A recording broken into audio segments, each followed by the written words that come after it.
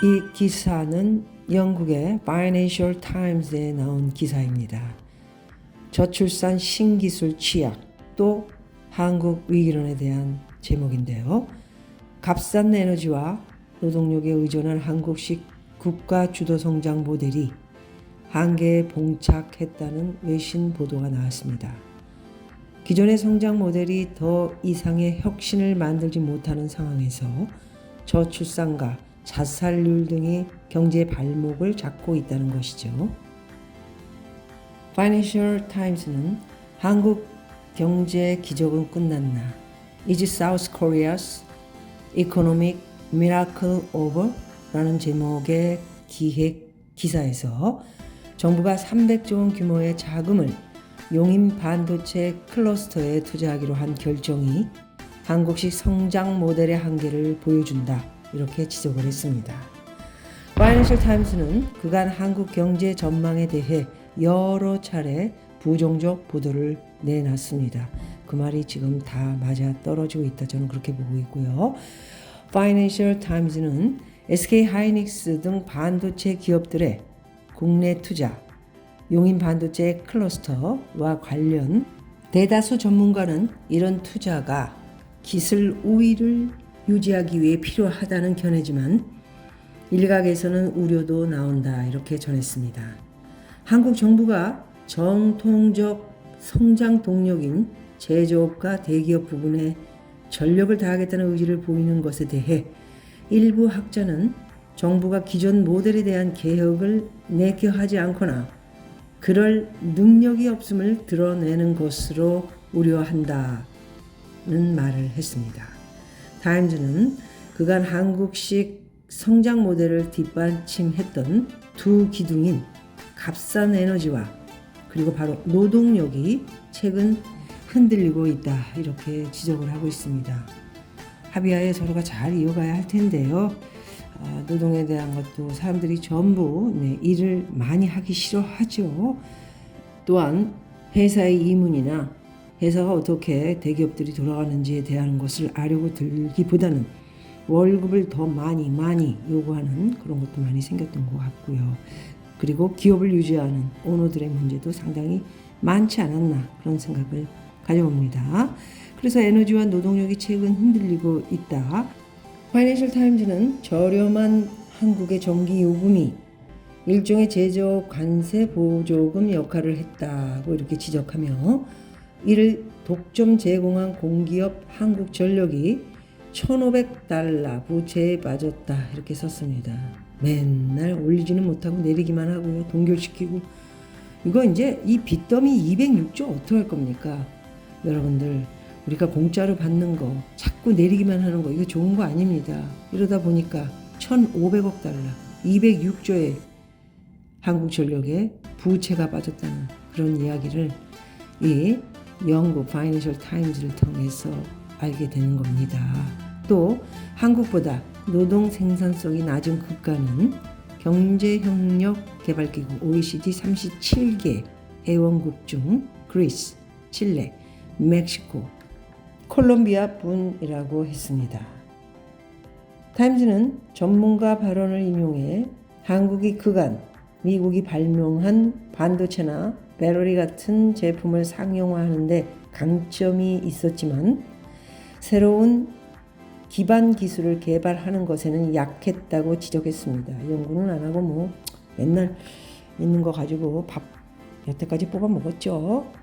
실제 2012년 한국 정부가 선정한 120개 중점 기술 중 36개 분야가 세계 1위를 차지했었지만 2020년에는 이 숫자가 4개로 줄었습니다. 36개에서 4개로 줄었습니다. 자, 거기다가 저출산도 한국 경제를 어둡게 바라보는 부분 중 하나다. 파이낸셜 타임즈는 한국보건사회연구원 자료를 인용해 2022년과 비교해 생산 가능 인구가 2050년에 35% 감소하면서 GDP는 28% 낮아질 것이라고 분석을 했습니다. 그동안에 열심히 달려온 한국은 선진국으로 가는 듯 했지만 이제 다시 내려가는 선진국이 아닌 중진국으로 내려갈 확률이 많이 높아지고 있다는 그런 분석이기도 합니다.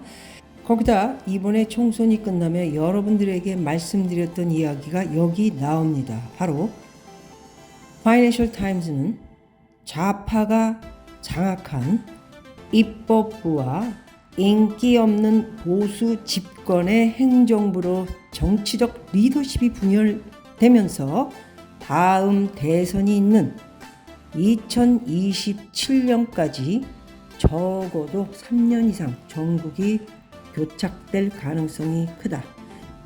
정치 이야기는 모든 외국도 그렇고요. 저희 나라도 그렇고 민감한 부분이기 때문에 조심스럽게 이야기는 했지만 점점 국민들이 좌파로 이렇게 장악되는 입법부, 다음 대선이 좌파 쪽에서 대통령이 나온다면에 대한 걱정스러운 내용들이 많이 들어갔다. 여러분들 상상에 맡기도록 하겠습니다.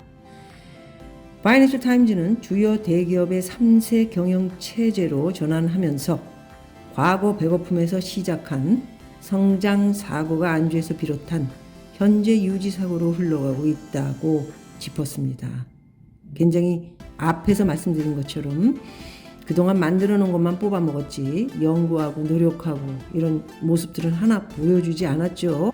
3세들의 모습은 1세대, 2세대의 아버지, 할아버지 때 이런 모습이 아니고요. 맨날 뭐 맛있는 거 먹고 외국 다니고 그리고 옷 멋진 거 입는 이런 모습들.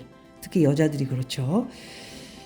좀 제발 기업 좀 잘 이끌어 주기를 바라는데 이미 많이 저는 완전히 지금 크게 망가졌다. 그렇게 보면서 희망이 없다라는 것을 저 혼자만 느끼는 건지 모르지만 여러분들도 제 박미TV 보시면서 마음의 준비를 하시기 바라겠습니다. 그 외에도 나쁜 얘기만 할 수 없으니까요. 파이낸셜 타임즈는 한국 경제 비관론이 과다하다는 주장도 이렇게 소개를 했습니다. 한국과 달리 첨단 제조업을 포기했던 많은 서방 국가가 후회하고 있으며 미국, 중국 간 기술 경쟁도 한국에 유리하다는 것이고요. 미국의 견제로 중국 반도체, 배터리, 그다음에 바이오 기업들의 서방 시장 진출이 제한될 경우 한국이 수혜를 볼 수 있다. 이건 해봐야 아는 거고요. 괜히 하는 말입니다. 양안 갈등에 따른 양보 우려도 반사 이익을 볼 가능성도 거론되고 있다. 뭐 이런 얘기고요. 거기다 이분 최상목 경제부총리 이분이 또 파이낸셜 타임즈의 한국인 DNA의 역동성이 내재해 있다. 경제적 역동성을 다시 펼치기 위해 정책을 재설계할 필요가 있지만 기적은 끝나지 않았다라고 강조를 했습니다. 뭔 얘기를 하는 건지 지금 상황을 지금 아주 장관 맡으시고 정책 맡으신 분들 나중에 엄청난 일들에 대한 책임을 뭘로 지려고 계속 좋은 얘기만 하시는지 모르겠습니다. 오늘 한강 기적 끝났나? 어떤 기사는 한강 기적은 끝났다. 어떤 기사는 또 한강의 성장 기적 끝나간다. 여러 가지 타이틀을 걸기도 했는데 분명한 것은 모든 제목이 끝났다. 끝나가나 끝났나 다 맞았다라는 것입니다. 오늘은 여기까지 하도록 하겠습니다. 고맙습니다.